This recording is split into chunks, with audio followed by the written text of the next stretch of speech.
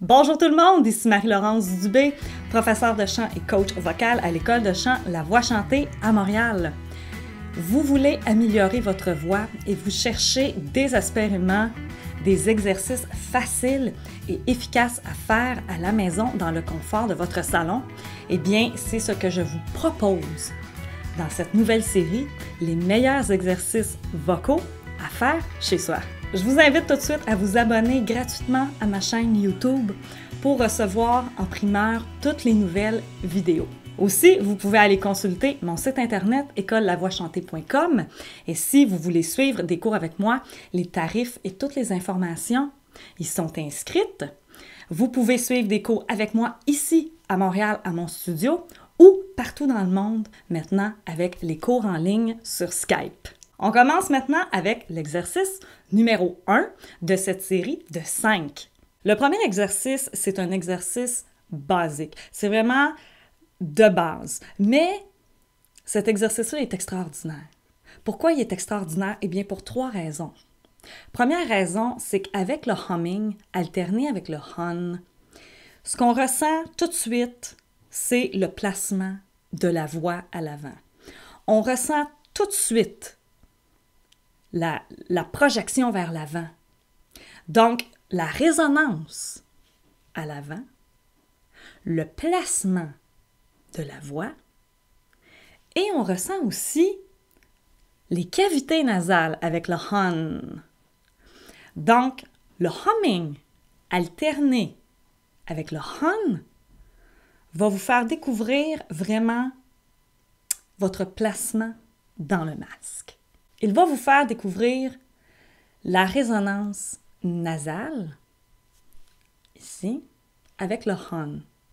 Et le hum va vous faire découvrir que la voix vibre dans les lèvres. Mais puisqu'on a les lèvres fermées, on va bien le ressentir à l'avant. Et c'est ça qui est magique quand on pratique le humming alterné avec le hum. On va commencer l'exercice avec un hum. On peut aussi faire le mot mommy ou miam miam. C'est la même chose, plus ou moins, mais ça ressemble au humming. Donc, le but ici, c'est vraiment amener le son vers l'avant. Sûrement que vous l'avez déjà fait, le humming, mais le faites-vous bien?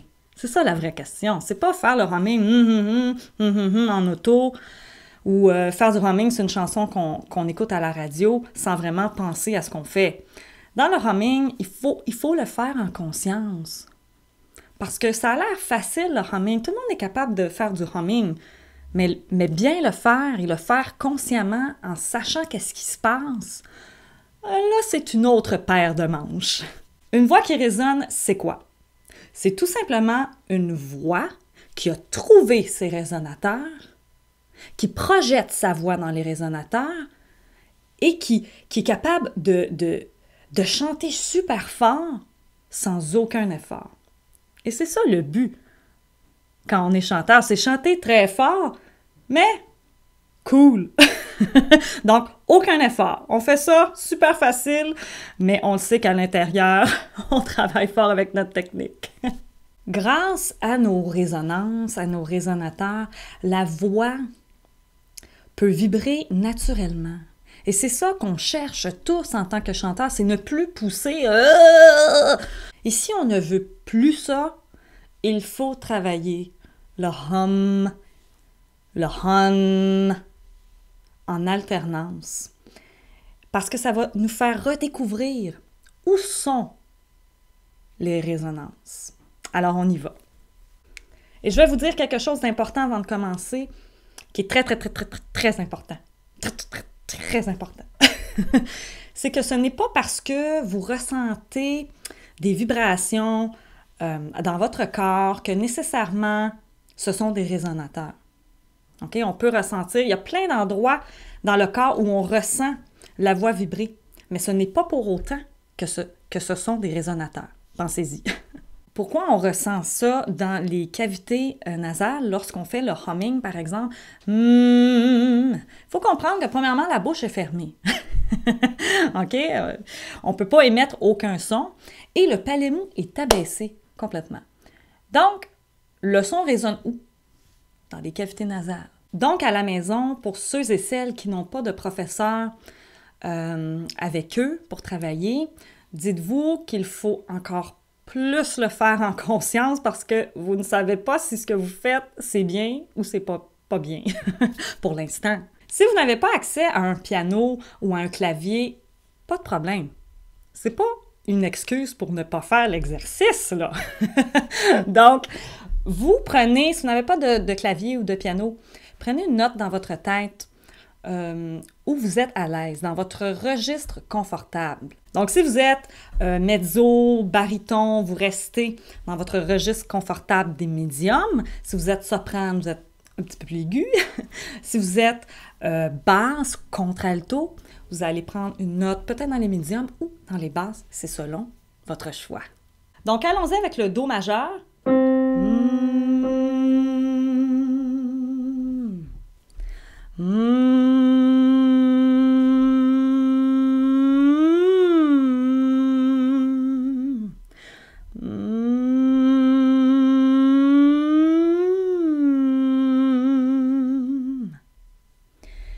Pour les plus avancés, qui font comme pas encore du humming, ajoutez un petit vocal fry.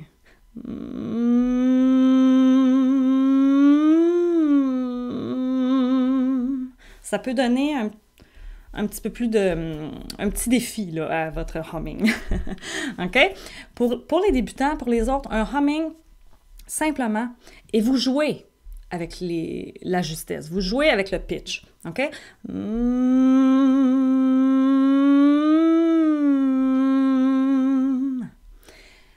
Par la suite, on peut aller un peu plus haut. On peut aller expérimenter les petites notes aiguës avec notre humming. La chose importante à retenir ici, c'est que plus vous allez monter dans les aigus, il n'y aura plus de sensation ici, là. OK? On s'en va chercher d'autres résonances. La résonance de voix de tête. Donc, ce n'est pas du tout la résonance buccale qu'on a au début parce qu'on a les lèvres fermées, on ressent vraiment le buzz en avant. Mais plus on monte dans les aigus, ouais, je sens plus mon humming, où est-il? Ben, il est parti, là. OK? Il est plus là. Donc, il est rendu en voix de tête, tout simplement. Et dites-vous que c'est tout à fait normal.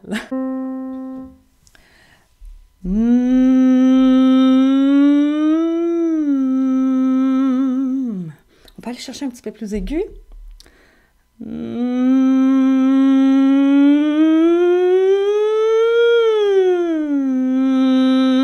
Et c'est revenu vers l'avant.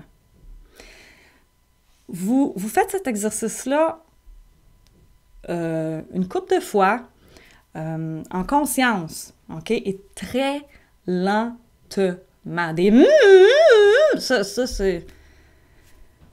sert absolument à rien du tout.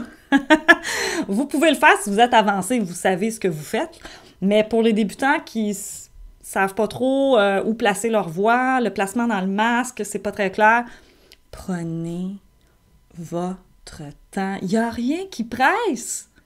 Il n'y a rien qui presse. Donc, prenez le temps de faire le humming. Donc, le humming, c'est compris. Alors maintenant, le hun. Ça ressemble au humming. Par contre, le hun,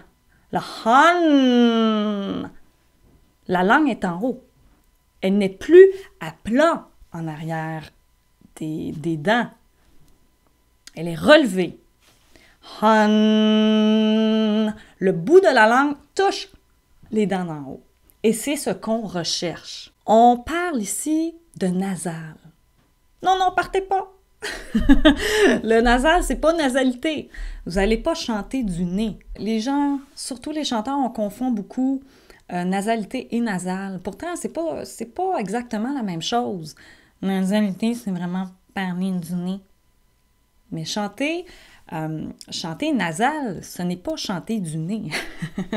On ressent la résonance dans les cavités nasales. Et c'est pourquoi on l'appelle la résonance nasale. Donc, le hon, hon. Levez bien votre langue. Le bout de la langue est collé en arrière. Hon, hon. Et bien,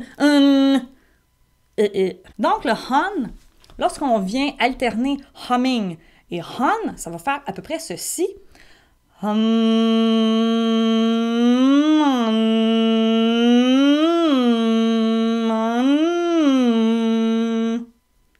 Pas facile de contrôler sa langue.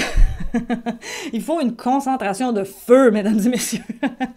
Donc, pratiquez à la maison. C'est un petit exercice facile et amusant aussi. Par contre, pratiquez devant un miroir.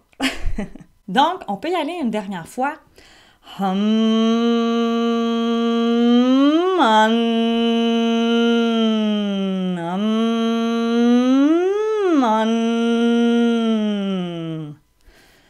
Donc, bien, regardez la langue qui bouge. La consonne N, elle, est la nasale dentale. Pourquoi? Parce que la langue N, la pointe de la langue est en haut, est fermement appuyée. Et n'oubliez pas que l'articulation des voyelles et des consonnes que vous faites, c'est important dans le chant. Donc, prenez l'habitude de prendre conscience de cela. Pour terminer, amusez-vous avec des voyelles. Vous pouvez aussi pratiquer avec votre voix parlée, parce qu'avoir une belle voix parlée posée, une voix posée, ça aide à travailler votre voix chantée. Donc, tout simplement, faire des sirènes avec des voyelles, avec le humming et avec le hon. Comme par exemple, mu,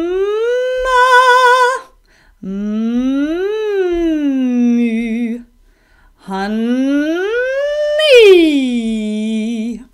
Donc, portez une attention particulière à ce que vous faites et au mouvement de votre langue. Super important. Voilà, c'était tout pour moi pour cette semaine. J'espère que vous avez apprécié cette vidéo. Si oui, likez, commentez et partagez-le à vos amis qui cherchent à améliorer leur voix. Pour ceux et celles qui aimeraient suivre des cours de chant avec moi sur Skype ou ici à Montréal, à mon studio, aucun problème, écoleLavoixchantée.com. Venez me rejoindre sur Facebook, École de chant La Voix chantée. Et on se dit à la semaine prochaine pour le prochain vidéo de la série. Merci tout le monde. Bye bye.